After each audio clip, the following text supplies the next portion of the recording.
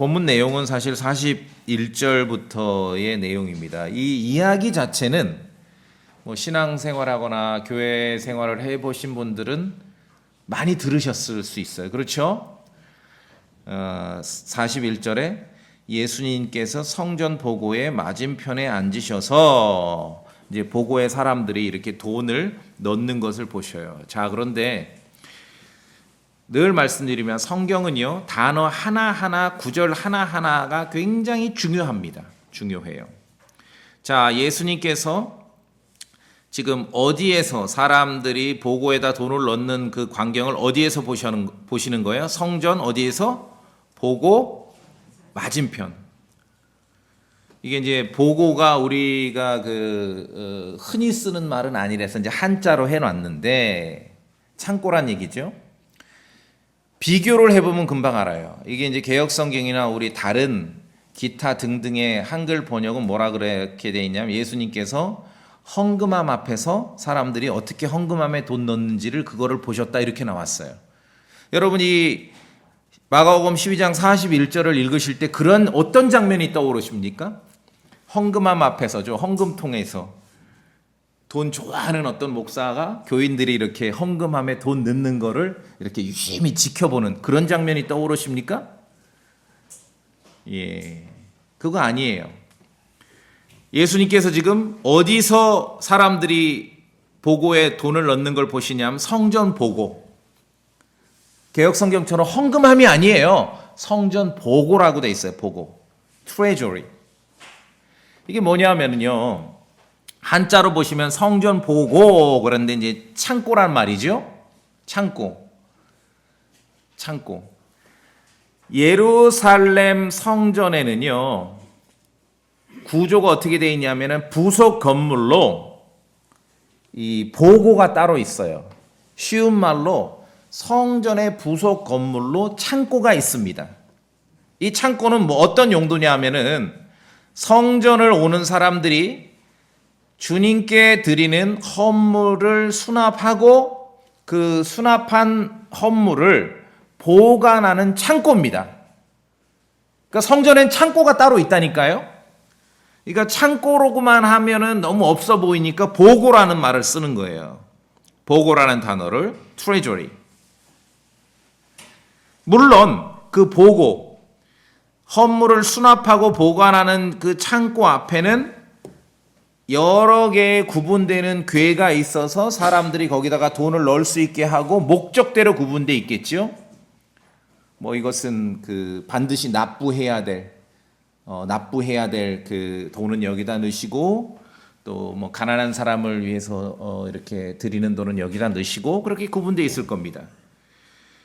그래서 헌금함에서 지금 이 많은 크리스찬들이 이 구절을 읽으면은 욕심 많은 목사가 교인들이 헌금함에 돈 넣는 거 지켜보려고 이렇게 그 장면을 떠올리는데 아닙니다. 아시죠? 오늘 완전히 그거 버려야 돼. 그 이미지를. 보고라 그러는데 창고입니다. 첫째는 창고고 킹제임스 성경에 treasury라고 하는데 treasury 디파트먼트 그러면은 미국에서는 이걸 재무성이라 그래요. 재무성. 트레저리 디파트먼트는 재무성을 말합니다. 이게 그냥 개역성경처럼 헌금통 앞에서 이렇게 지켜본다 그런 이미지 아닙니다. 그건 틀립니다. 자, 마을에는 새마을 금고가 있죠. 우리 동네 새마을 금고가 있죠. 예, 그 금고를 이제 뭐 우리가 그냥 금고할 때 그걸 트레저리라는데 마을에는 새마을 금고가 있듯이 성전에는 성전 금고가 있습니다. 그 보고라 그러는 거예요. 그래서 목적에 따라 그 보고, 그 성전 창고 앞을 지나면서 목적에 따라 준비해온 현금을 그 자기가 목적한 바에 따라서 이렇게 박스에 집어넣는 것이죠. 그러니까 당연히 현금을 가지고 있는 성전 방문자들로 북적거리는 장소가 바로 이 보고 앞에예요. 그러니까 성전의 핫플레이스예요, 여기가. 반드시 거치거든요. 많이 모여요, 여기서. 그리고 여기는 지금 현찰이 왔다 갔다 해. 그렇죠? 예. 성전 방문자들이 지나는 장소예요. 그러니까 사람이 많이 왔다 갔다 하는데 그 사람들이 다 지금 현금을 가지고 있어요. 왜냐하면은 보고에다가 집어넣기 위해서 성전에.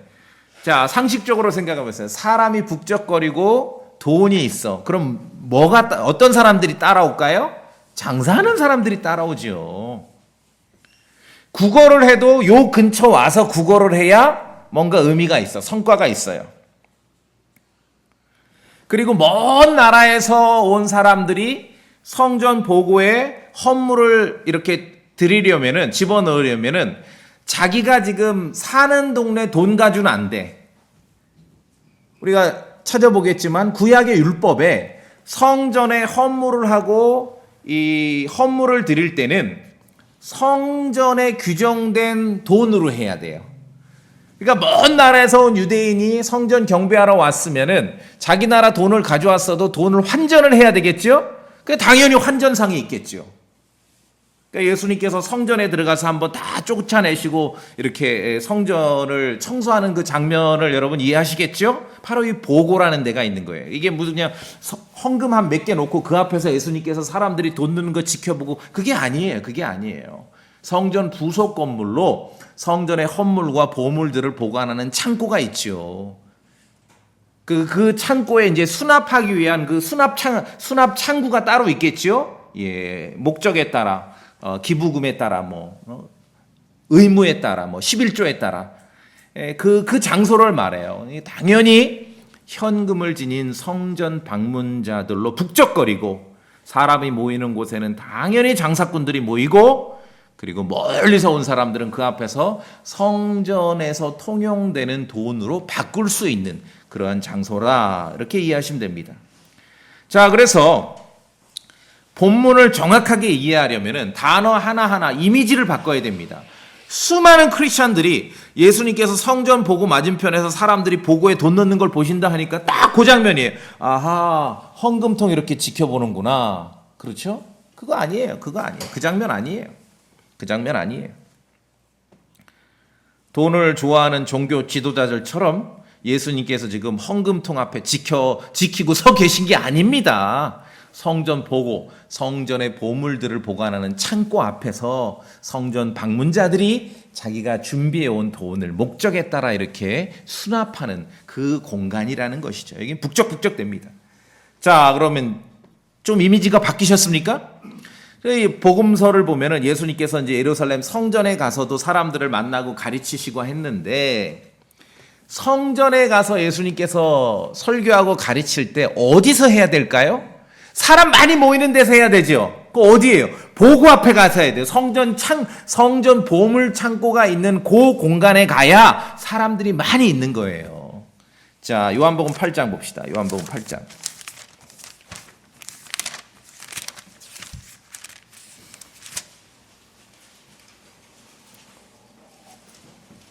요한복음 8장 20절. 찾으셨습니까? 요한복음 8장 20절. 자, 우리 성도님들이 읽어주세요. 요한복음 8장 20절 소리내서 한번 읽어주십시오. 오늘 전체 이 맥락을 이해하는 데 굉장히 도움이 됩니다.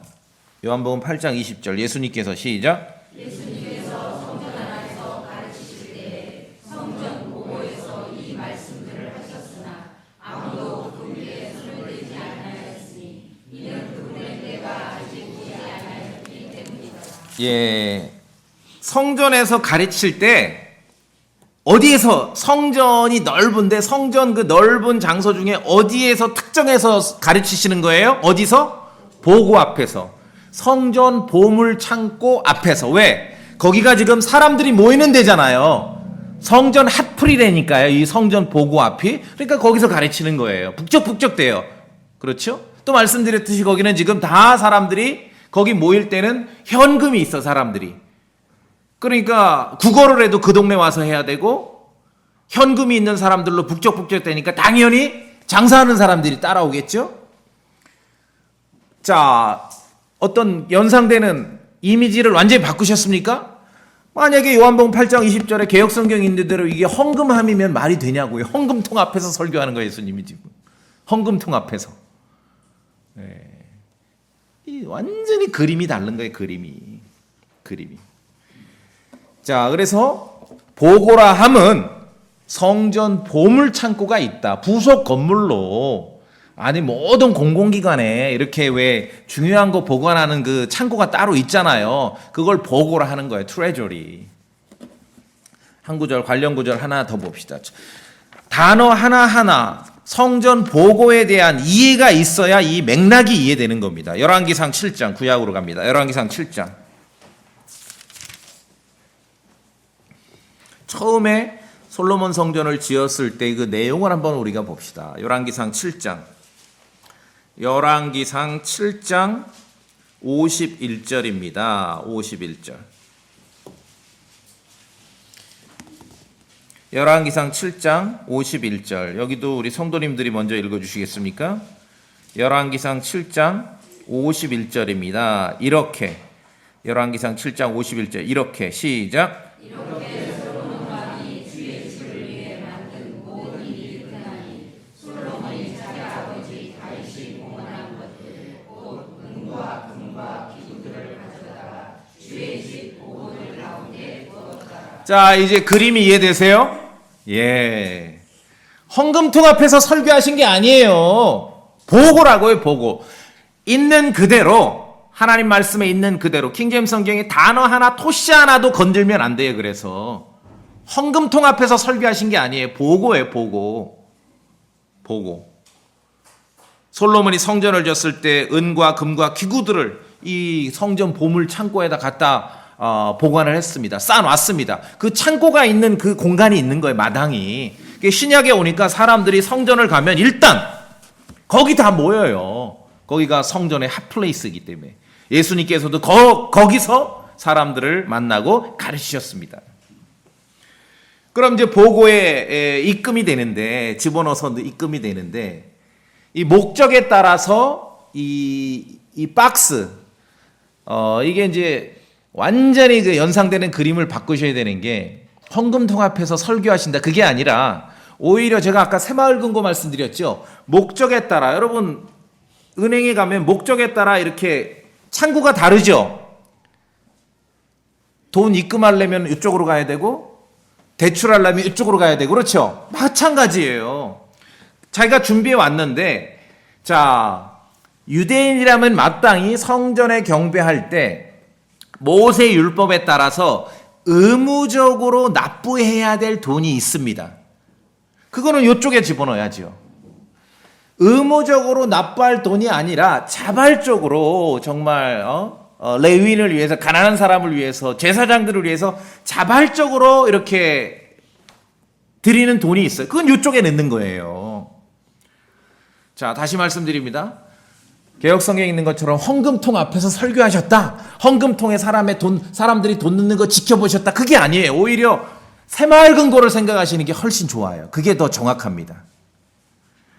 자, 그래서 구약에 보면은 모세 율법의 정하기를 유대인들은 20살 이상이면은 각자가 성전 보고에 성전 세켈, 성전에 통용되는 돈으로 반 세켈씩을 속죄 돈으로 납부해야 됩니다. 이건 의무예요, 의무. 자, 여러분이 구약의 유대인이에요. 성전에다 얼마 내요? 반 세켈.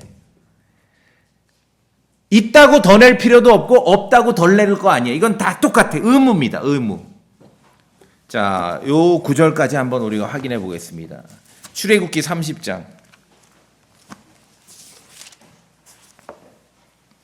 출애굽기 30장 13절. 자, 여긴 제가 봅니다. 출애굽기 30장 13절. 이제 모세 율법에 정해져 있어요. 여러분이 만약에 구약의 유대인이면은 어떤 의무가 있는지, 성전에 갈 때 그냥 가는 게 아닙니다.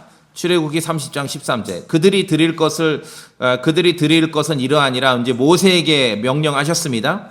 곧 계수된 자들 가운데 포함되는 자는, 그러니까 인구조사에 포함되는 자, 성소의 세겔대로 반 세겔을 바칠지니, 얼마 바쳐요? 반세겔. 1세겔은 20계란이라 반세겔은 주의 헌물이 될지니라. 계수된 자들 가운데 포함되는 자 곧 20살 이상인 자는 다 주의께 헌물을 드릴지. 자, 여기 20살 이상은 다 여러분이 유대인이면은 성전에 가서 반세겔씩을 바쳐야 돼. 이거는 의무 조항이에요. 그러니까 성전에 가면은 이 성전 보고 보물 창고가 있는 그 공간에 가면은 반세겔 율법에 따라 의무적으로 납부해야 될 그 돈을 넣는 그 창구가 따로 있겠죠? 예. 15절 출애굽기 30장 15절을 우리가 한번 같이 읽어보겠습니다. 같이 저랑 같이 15절 시작. 너희 혼을 위해 속죄하려고 그들이 주께 헌물을 드릴 때 부자는 반세겔보다 더 내지 말며 가난한 자는 덜 내지 말지니라. 이해하시겠습니까? 부자든 가난한 사람이든 이거는 의무 조항이에요. 속죄하는 돈이기 때문에 반세겔은 규정돼 있어요. 부자라고 더 내지도 말고 가난하다고 덜 내지 말라. 반세겔이에요. 16절에 너는 이스라엘 자손에게서 속죄돈을 취하고 그 돈을 회중의 성막에 섬기는 일에 쓰도록 지정하라. 그래서 속죄돈이라 그럽니다. 속죄 어턴먼트 머니라 그래요. 어턴먼트 머니. 자, 이제 다시 신약으로 오시면은 예수님께서 성전 보고의 맞은편에 앉으셔서 사람들이 어떻게 보고에 돈을 넣는지 보시는데, 이제 제 얘기를 듣기 전에 떠오르는 그림이 달라지죠? 이전에 어땠습니까? 아, 헌금통 지켜보고 계셨구나. 예수님께서 요한복음 8장에 헌금통 앞에서 설교하셨구나. 그게 아니죠? 오히려 그거보다는 차라리 새마을 금고 갔을 때를 생각하는 게 훨씬 성경의 그림에 가깝다. 그렇죠? 자, 성전 보물 창고가 있습니다. 출애굽기 30장 율법에 따라 속죄하는 돈, 반세겔을 납부하는 그 창고는 따로 있는 거예요. 이거는 의무. 부자라고 더 낼 필요도 없고 가난하다고 덜 낼 필요도 없고 의무. 그리고 자발적으로 자기가 좀 이 의무적으로 내야 되는 돈 말고 자발적으로 정말 제사장들을 위해서 가난한 사람들을 위해서 자발적으로 납부하는 그 돈을 넣는 창구는 또 따로 있겠죠? 자, 어떻습니까? 제 말이 맞죠? 헌금통 지켜보고 헌금통 앞에서 설교하셨다 보단 차라리 새마을 금고 가는 장면이 훨씬 더 성경에 가깝죠? 예. 자, 속죄돈은 의무적으로 20살 이상으로 계수되는 유대인이면은 반드시 납부해야 될 속죄돈은 반세겔로 정해져 있습니다. 이것은 부유한 자든 가난한 자든 구별이나 차별이 없습니다. 반세겔입니다. 자, 이제 본문에 오시면 오늘 마가복음 12절에 부자들도 돈을 넣고 어떤 가난한 과부도 돈을 넣는데 42절에 보니까 12장 42절에 어떤 가난한 과부가 얼마를 넣습니까? 2렙돈 1고드란트를 넣었어요. 그러니까 의무적으로 납부해야 할 돈하고는 차이가 크죠? 반세겔이 아니에요. 그 말은 이 가난한 과부가 지금 넣은 이 돈은 의무적으로 납부해야 될 속죄돈이 아니라 자발적으로 드리는 헌물이었다는 것이죠. 1번 항목이 있고 2번 항목이 있다면 2번 항목에 속하는 거죠. 자발적으로. 그래서 말씀드렸듯이 당연히 성전 금고에도 성전 보고 성전 보물 창고에도 의무적으로 납부하는 돈을 넣는 곳과 자발적으로 기부하는 돈을 넣는 곳이 구분되어 있다는 것입니다. 그것이 보고의 보고, 성전 보고, 트레저리. 이걸 헌금통이라고 하니까 이게 이해가 됩니까? 그렇죠? 예수님께서 무슨 헌금통 앞에서 설교하셨겠어요? 한국 기독교회가 정말 좋아하는 말라기 3장에 보시면 너희는 모든 11조를 창고, 스토어하우스, 창고로 가져와 내 집에 먹을 것이 있게 하고 성전 보고라는 말도 쓰지만 창고라는 말도 써요. 이게 바로 말라기 3장, 이게 성전 보고를 말해요. 보물창고. 너희는 모든 11조를 창고로 가져와. 그렇죠? 그러니까 11조 납부하는 그 창구가 창구가 따로 있겠죠? 그래서 욕심 많은 종교 지도자들처럼 헌금통 앞에 지금 지키고 서 계신 게 아니에요, 예수님께서. 그게 아니에요. 말씀드렸듯이 차라리 그거보다는 여러분이 새마을 공고 갔을 때 그 그림이 훨씬 더 가깝다. 뭐 예금 창구가 따로 있고 대출 창구가 따로 있듯이 의무적으로 납부하거나 11조를 납부하는 그 창구가 있는 것이고, 정말 자발적으로 제사장들을 위해서 또는 가난한 사람들을 위해서 납부하는 창구가 따로 있는 것이고, 이것이 마가복음 12장에서 예수님께서 성전 보고 맞은편에 앉으셔서 사람들이 이렇게 돈 넣는 걸 보셨다, 그 장면입니다. 여러분 그 은행 가서 이렇게 기다릴 때 쭉 보잖아요. 사람들 돈 넣는 거 봐요, 안 봐요, 여러분? 봐요, 안 봐요? 그거예요, 지금. 줄 서서 사람들 돈 넣는 거 보는 거예요. 예. 헌금통 지켜보고 있는 게 아니라. 그래서 이 성전 보고, 성전 보물 창고는 현금을 지닌 사람들로 북적이는 장소입니다. 구약의 역사에 보면은 전쟁이 일어나서 적들이 예루살렘을 침공합니다. 뭐 이집트라든지 바벨론이라든지 적들이 예루살렘을 침공하면은 제일 먼저 어디를 털어가겠어요? 어디를 털어가? 이 성전 보고를 털어가는 거예요. 성전 보물 창고를. 헌금통을 털어가는 게 아니라 성전 보고를 털어가는 거예요. 보물 창고. 그래서 여러분이 구약을 읽으실 때 뭐 주의 집에 보물 이런 말이 있으면 성전 보물 창고구나, 성전 보고를 말하는구나, 그렇게 생각하시면 됩니다.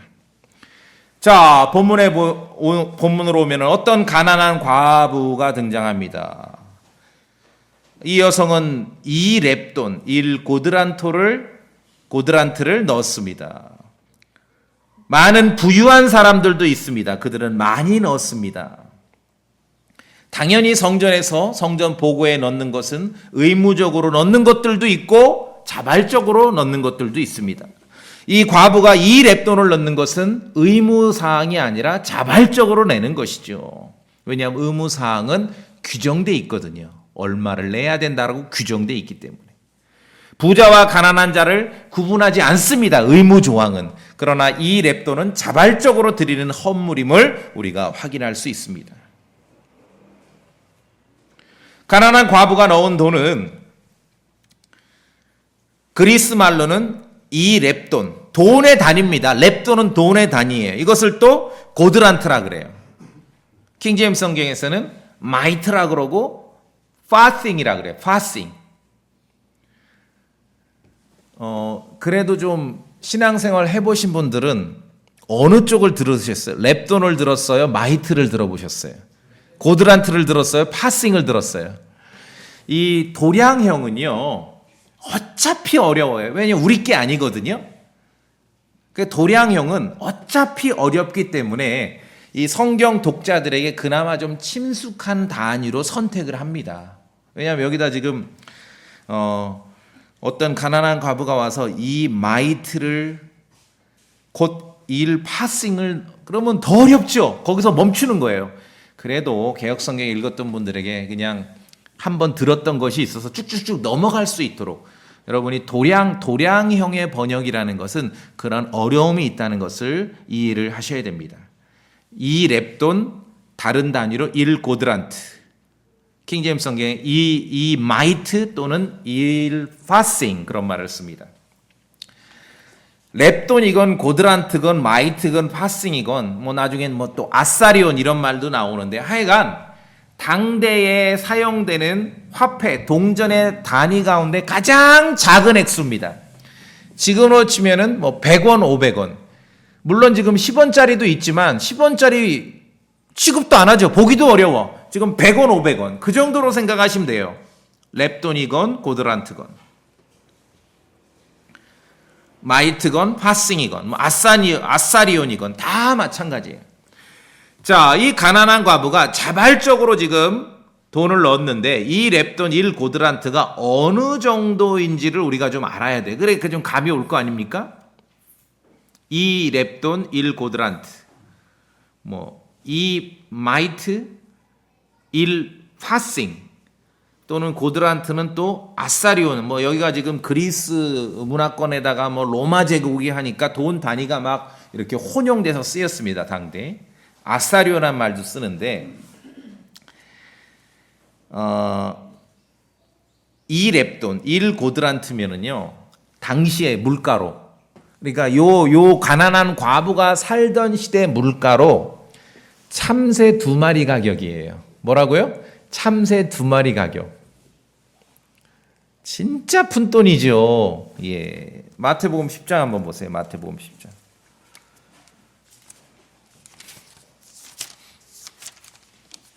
(29절에) 여기 이제 아사리온인데 같은 단위입니다. 예, 파싱, 뭐 고드란트 다 같은 단위입니다. 하여간 동전 화폐 단위 중에서 가장 작은 액수다. 마태복음 10장 29절에 참새 2마리가 1아사리온에 팔리지 아니하느냐? 그러나 너희 아버지 허락 없이는 그것들 중 하나도 땅바닥에 떨어지지 아니하리라. 요게 이제 과부가 오늘 마가복음에서 성전에다가 넣은 돈의 액수입니다. 뭐 돈의 단위로 하면 우리가 이게 감이 안 오는데 이제 좀 오시죠? 과부가 성전에다 돈을 넣습니다. 성전 보고에. 얼마 넣습니까? 참새 2마리 가격.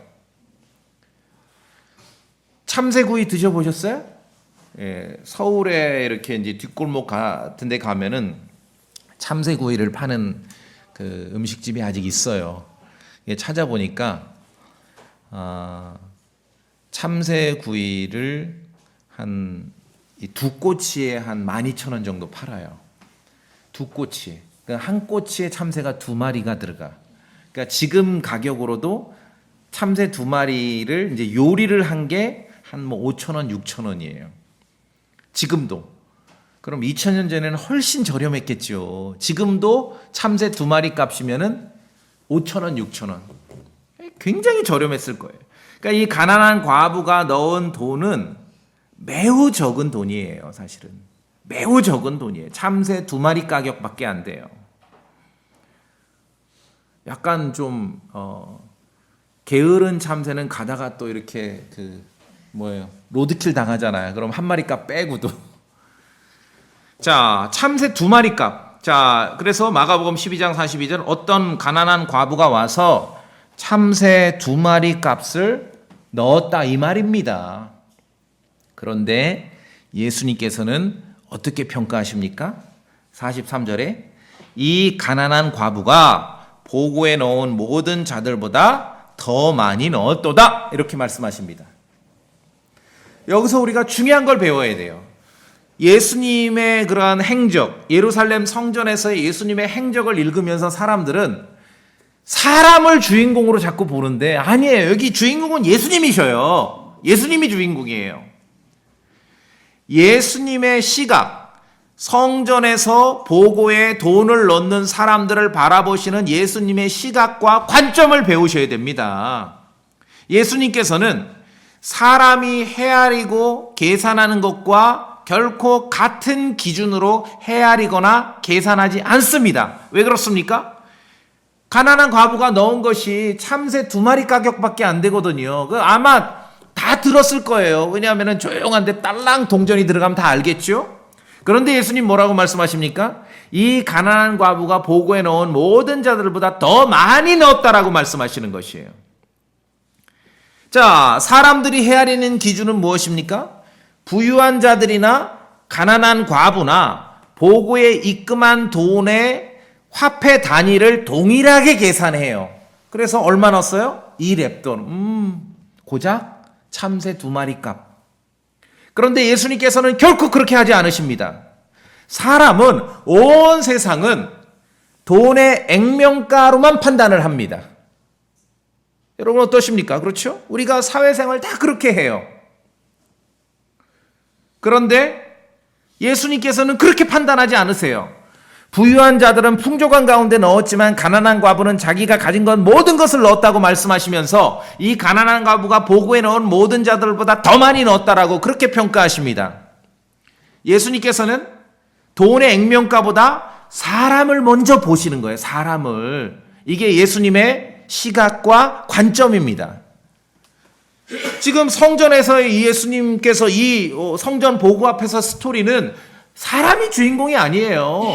예수님이 주인공이죠. 예수님께서 어떻게 사람들을 바라보시고 평가하시는가, 그걸 우리가 배워야죠. 주님의 셈법과 세상의 셈법은 전혀 다릅니다. 전혀 달라요. 세상은 오로지 숫자로만 비교하고, 그렇죠? 숫자로만 많고 적음을 따져요. 부유한 자들은 많이 넣었죠. 가난한 과부는 참새 2마리 값밖에 넣지를 않았습니다. 그러나 주님의 시각은 그렇지 않아요. 주님은 사람들이 따지는 숫자만 따지는 게 아니라 숫자에다가 액면가, 화폐 액면가 플러스 그 사람을 바라보시는 거예요. 사람을 살피시고 사람을 포함시켜서 따지시는 것이에요. 그래서 액면가는 같을지라도 어떤 사람 손에 있느냐에 따라서 그 가치와 무게는 전혀 다른 겁니다. 이게 주님의 시각과 주님의 계산 방법입니다. 여러분 동의하십니까? 이게 굉장히 중요해요. 믿음이라는 게, 성경을 믿는다는 게 이걸 말하는 거죠. 세상이 따지는 대로 그냥 액면가, 숫자만 계산하면 그건 믿음이 없는 거예요. 믿음이 없는 거예요. 적어도 우리가 열심히 여러분 인생을 살고 사회생활 하면서 세상과 접하면은 세상의 기준으로 우리가 살지요. 그러나 적어도 예수 그리스도의 이름으로 교회로 모였을 때는 주님의 시각을 우리가 받아들여야죠. 주님의 시각을. 세상으로 보면 고작 동전 2개입니다. 그것도 동전도 그 동전, 화폐 단위 중에 가장 액수가 적은 화폐 단위 2개예요. 2렙돈이에요. 1파싱이에요. 참새 2마리 값밖에 안 돼요. 그러나 예수님은 그 화폐 액면가로만 계산하는 게 아니라 화폐 액면가 플러스 사람을 고려하시기 때문에 주님께서 보실 때는 이 가난한 과부의 2렙돈이 가장 큰 액수가 되는 것이에요. 그 계산 방법을 우리가 알아야 되고 받아들여야 돼요. 적어도 우리가 예수 그리스도의 이름으로, 믿음으로 신앙생활하고 교회를 할 때는요, 이러한 주님의 셈법에 동의하셔야 되는 것이에요. 세상과 동일한 셈법을 교회에서도 적용을 하면은요, 세상하고 똑같이 판단받게 되는 것이에요. 주님 말씀하시잖아요. 참새 2마리 값밖에 안 되는데, 지금으로 쳐도, 비싸게 쳐도 6,000원밖에 안 되거든요. 그런데 주님은 이 가난한 과부가 보고에 넣은 모든 자들보다 더 많이 넣었다라고 말씀하시는 것이에요. 더 많이 넣었다라고. 예수님의 시각과 관점을 우리가 여기서 배워야 되는 겁니다. 사람이 주인공이면요, 과부를 주인공으로 살면 뭐예요? 결론. 많이 내. 이거죠. 사람이 주인공, 그냥 많이 내 그거예요. 그게 아니죠. 이 주인공 예수님이에요. 예수님. 사람을 바라보시고 성전 보고에 돈을 넣는 사람들을 어떻게 평가하시는지를 우리가 예수님의 시각과 관점을 배워야죠. 누가복음 19장에 보시면 어떤 귀인이 왕권을 받아오려고 먼 나라로 떠나면서 자기 종들에게 각각 1문화씩을 나눠줍니다. 보세요. 도량형, 문화 그러면 감이 없잖아. 문화 얼마나 되는지 아세요? 이걸 뭐 번데기 장사를 해야 돼, 빵 장사를 해, 모르겠죠. 근데 1문화는 당시에 그 물가로 치면은 4개월치 노동자 월급이에요. 그럼 뭐 적게 잡아도 한 뭐 좀 1,000만 원 남짓 요 정도 많이 준 거죠? 예. 4개월치 노동자 월급을 주고 나서 떠났습니다. 그리고 시간이 흐르고 왕권을 받아서 돌아와서 이제 1문화 4개월치 월급을 받은 종들과 결산을 합니다. 첫째 종이 와서 보고를 합니다. 아, 주인님, 제가 1문화로 10문화를 벌었습니다. 이 종은 4개월치 월급을 가지고 잘 투자하고 관리해서 3년치 월급을 벌은 거예요. 능력 좋죠? 주인 명령대로 돈 관리를 잘했습니다. 그러자 주인이 말합니다. 누가복음 19장에 잘하였도다 선한 종아, 네가 매우 작은 일에 신실하였으므로, 신실하다는 건 아주 믿음으로 충만하다는 것이요, 믿을만하다는 거죠. 10도시를 다스릴 권세를 차지하라, 이렇게 말씀하십니다. 자, 누가복음 19장 생각해 보세요. 저 처음에 주인이 투자한 건 1문화 4개월치 월급입니다. 그런데 작은 일에, 매우 작은 일에 신실했다는 평가를 받는 이 종에게 결산할 때 어떻게 결산해 주십니까? 1문화 4개월치 월급을 도시 하나로 계산해 주시는 것이에요. 이거를 화폐의 액면가로만 따지면은요, 이해가 안 돼요. 이해가 안 돼요. 주님의 계산법을. 1문화 아무리 높게 잡아도 4개월치 월급밖에 안 돼요. 한 1,000만 원, 1,500만 원. 이 정도인데 매우 작은 일에 신실했던 그 종에게 어떻게 평가해 주십니까? 그 1,000만 원, 1,500만 원마다 도시 하나로 바꿔주시는 거예요. 도시 하나로. 도시 하나를 다스릴 권세로. 이게 주님의 셈법이라는 것이죠. 세상이 볼 때는 그냥 장사 잘해서 10배의 이익을 남겼구나. 끝. 그러나 주님의 계산법은 그게 아니에요. 10배의 이익을 남겼는데 이 10배의 이익을 남긴 그 사실도 중요하지만 그 일을 한 신실한 종에 대한 평가가 주님은 먼저예요. 매우 작은 일에 신실한 그 종에 대해서 주님은 평가해 주신다는 것이죠. 그래서 네가 매우 작은 일에 신실하였으므로 10도시를 다스릴 권세를 차지하라 라고 말씀하셨습니다. 주님의 셈법에 여러분 동의가 되십니까? 하나님의 왕국의 셈법과 세상의 셈법은 전혀 다릅니다. 전혀 달라요. 그러니까 우리가 예수 그리스도의 이름으로 모여서 교회를 하는데 자꾸 우리에게는 성경이 있는데도 불구하고 자꾸 이 교회마저도 세상의 셈법대로 하자면은요, 그게 이제 교회가 타락하고 세속화되는 것이죠. 믿음과 신실함을 가진 사람이 플러스가 되면은 세상이 볼 때, 사람이 볼 때 매우 작은 것도 결코 작은 게 아니라는 것이에요. 이것이 오늘 본문에서 우리가 배워야 할 것입니다. 주께서 어떤 분이신지를 안다면은, 주님은 어떻게 셈법을 하시는지를 안다면은 우리가 먼저 추구해야 될 것은 그것은 믿음이며 우리가 먼저 추구할 것은 신실함이라는 거지요. 신실함. 그렇지 않으면은 교회마저도 그저 세상과 동일한 계산법으로 살게 되는 거예요. 그렇게 되면 믿음이 없다라고 말하는 거예요. 믿음이 없다. 이 결론 뭐냐면 예수님께서 그렇게 하시듯이 사람들은 성전 보고에 부유한 자들은 많이 넣었어. 가난한 과부는 2렙돈, 1파싱, 참새 2마리 값 넣었어. 그래서 세상은 뭡니까? 이 액면가. 돈의 숫자만 계산하지요. 근데 예수님 그러지 않아요. 예수님은 사람을 보시는 거예요. 우리가 이런 예수님의 셈법을 이해하고 배운다면은 성도들조차 가장 중요한 게 뭐냐면은 숫자보다도 먼저 사람 귀한 줄 알아야 된다는 거예요. 사람 귀한 줄. 세상은 온통 큰 것을 추구하고 큰 돈을 추구하고 큰 교회를 추구하고 큰 목표를 추구하고 큰 사람을 추구합니다. 그러나 주님께는 크든 작든 신실한 사람을 찾으시는 것입니다. 그래서 큰 인물 되기보다 먼저 신실한 인물이 되어야 하는 거예요. 큰 힘을 가진 교회가 칭찬받는 게 아니라 적은 힘으로라도 주님의 말씀을 지키는 교회가 칭찬받는 것이에요. 이 말씀들, 이런 원리, 사람을 바라보시는, 이 가난한 과부의 이 렙돈을 바라보시는 이런 주님의 시각이 동의가 돼야 돼. 이게 어떻게 보면 우리가 이 땅을 믿음으로 이 세상을 살아가는 가장 중요한 원리 중에 하나입니다. 자, 누가복음 16장 봅시다. 누가복음 16장.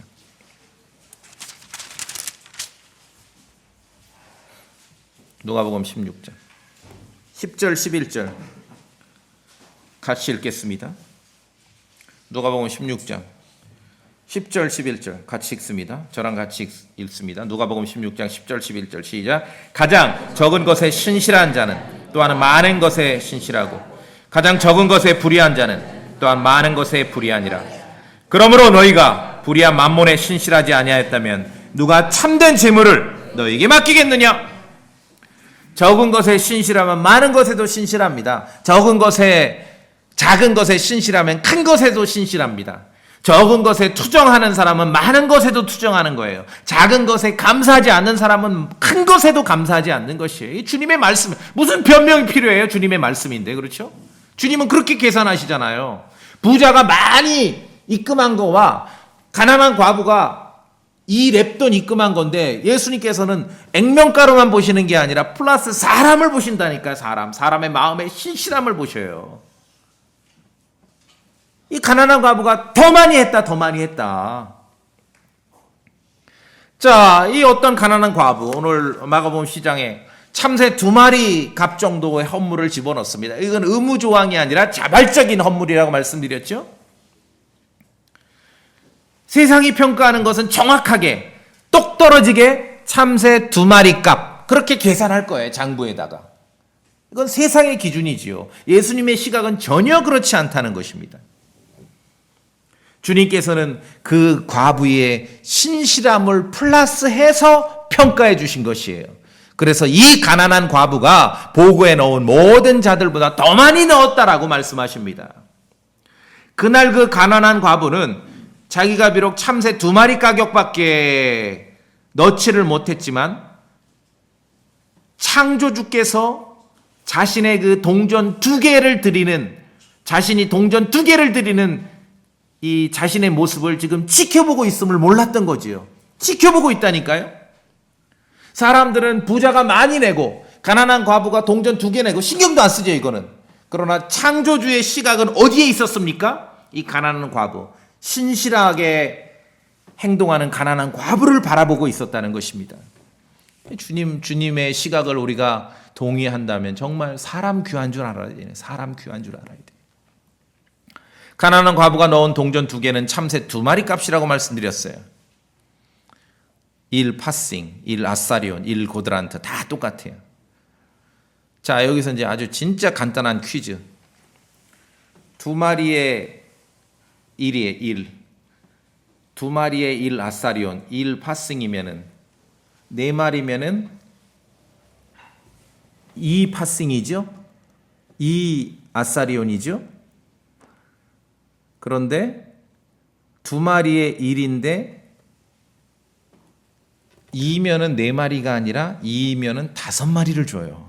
이게 이제 성경의 참 아주 흥미로움이고 대단함이죠. 누가복음 12장 보세요. 누가복음 12장.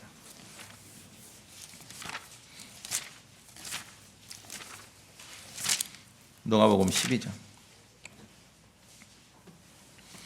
제가 봅니다. 비슷한 말씀인데 다릅니다. 참새 5마리가 이 아사리온에 팔리지 아니하느냐. 아까 마태복음에서는 참새 2마리가 얼마에? 1 아사리온. 그럼 2마리에 1이면은 4마리가 2여야 하는데 5마리가 2라는 거예요. 그 말은 결론은 뭡니까? 한 마리는 지금 얹어주는 거예요. 덤으로 주는 거예요. 덤으로. 그러니까 장사할 때 너무 야박하게 하지 마세요. 예수님도 설교하실 때 지금 참새 덤으로 주시는 거예요. 2마리가 1이면은 4마리가 2여야 되는데 5마리가 2입니다.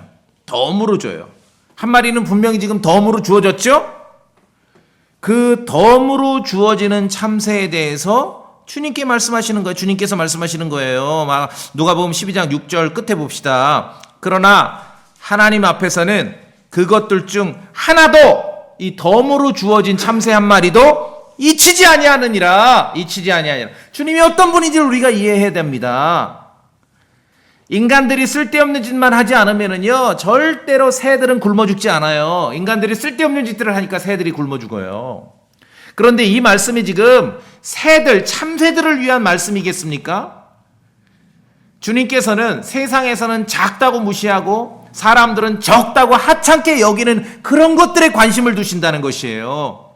주님 말씀하십니다. 너희는 많은 참새들보다 더 귀중하니라.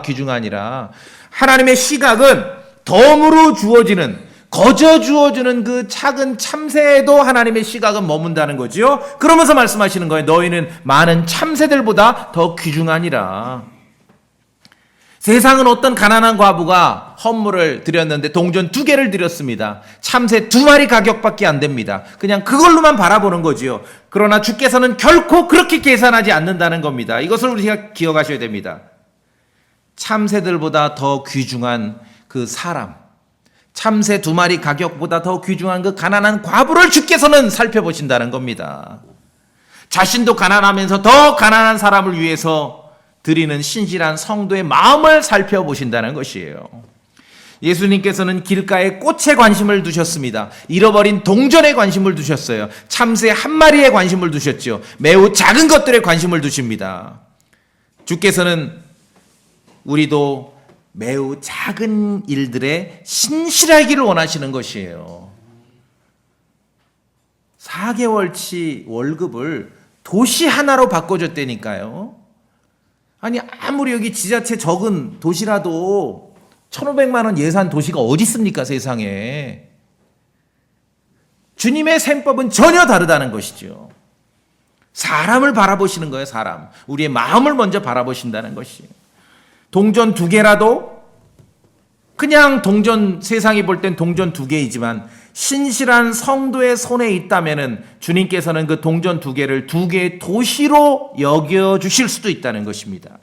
그래서 우리가 읽었지만 가장 적은 것에 신실한 자는 또한 많은 것에 신실하고 가장 적은 것에 불의한 자는 또한 많은 것에 불의한다라고 주님 말씀하셨습니다. 실제로 여러분도 마찬가지지만 살아보니까 그렇더라고요. 주머니 속에 푼돈을 대하는 태도를 보면은 그 사람의 경제 삶을 이해를 해요. 그렇죠? 예. 많은 돈이 아니라 주머니 속에 푼돈을 대하는 태도를 보면은 그 사람이 어떻게 살지를 우리가 미루어 짐작을 할 수 있는 것이죠. 자, 그래서 마가복음 12장은 이 내용이에요. 이 내용이에요. 주인공은 예수님입니다. 오늘 본문은 이렇게 끝나는 겁니다. 그리고 이어서 그 유명한 종말론 설교로 이어집니다. 사실 성경은 이 가난한 과부가 그리고 나서 어떻게 됐는지 기록이 없어요. 그런데 제가 이 본문을 늘 읽을 때마다 이 렙돈 가진 것 전부를 성전 보고에 넣고 가서 집으로 귀가해서 자녀들과 함께 굶어 죽었더라. 그럼 너무 허망하잖아요. 우리가 믿는 예수님의 성품하고도 맞지가 않아요. 그래서 성경을 부지런히 읽고 비교하고 해보니 이 사건이 누가복음에도 기록됐는데 이 사건이 있기 며칠 전에 거리로는 점주에서 한 임실 정도 떨어진 거리에 있는 도시 여리고에 큰 부자가 살았는데 이 부자가 얼마 전에 예수님을 만나서 회개했습니다. 그러면서 예수님 앞에서 고백을 합니다. 자기 재산을 가난한 사람들에게 나눠주겠다고. 그 유명한 삭개오입니다. 삭개오가 서서 주께 이르되 주여 보소서 내가 내 재물의 절반을 가난한 자들에게 주겠사오며 이게 누가복음 19장이고요. 이제 누가복음 21장으로 오면은 요 가난한 과부의 이 렙돈 얘기가 동일하게 기록되어 있습니다. 성경에는 써 있지 않지만 저는 그렇게 믿어요. 여러분 어떻습니까? 분명히 예수님께서 삭개오에게 이 가난한 과부를 알려주셨을 거예요. 야 삭개오 너 가난한 자들에게 나눠준다며? 내가 하니까 여기 한 명 있거든. 어떻게 좀 서류 검토 좀 해보겠냐. 알려주셨을 겁니다. 그래야 우리가 믿는 예수님의 성품에 맞지요. 자, 예수 그리스도의 이름으로 신앙생활하고 교회를 이룰 때만큼은 세상의 셈법에 장악되지 마세요. 압도되면 안 됩니다. 그리고 매우 작은 것을 살피시는 주께서 매우 작은 것에 신실한 사람을 통해 매우 작은 것에 신실한 사람과 함께 이 땅에서 주님의 일을 이루어 가심을 기억하셔야 됩니다. 세상은 온 천지가 큰 인물 되라, 큰 사람 되라, 큰 돈 벌어라, 큰 교회 해라 하지만 예수님의 시각은 매우 작은 것에 신실한 사람을 살펴보신다는 것입니다. 그것이 오늘 가난한 과부가 드린 이 렙돈의 스토리의 전모입니다. 주인공은 누구라고요? 예수 그리스도이죠. 여러분 매우 작은 것에 여러분이 하고 있는 매우 작은 일에 신실할 때 주님은 여러분의 그 모습을 태도를 바라보고 계신다는 믿음이 있으시죠? 예, 그렇게 하시기 바랍니다. 다 같이 기도하시겠습니다.